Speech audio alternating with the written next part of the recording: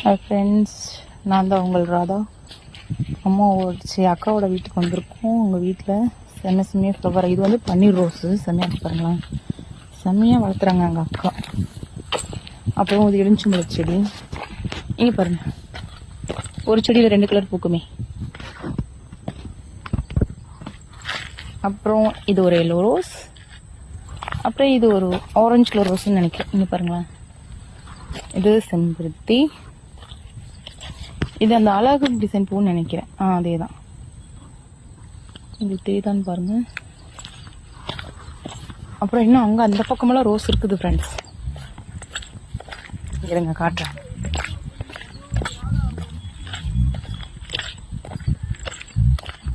இங்கே பாருங்க, இது என்ன பூன்னு தெரியல. பட் உங்களுக்கு தெரிஞ்ச கமெண்ட் பாக்ஸில் கமெண்ட் பண்ணுங்க.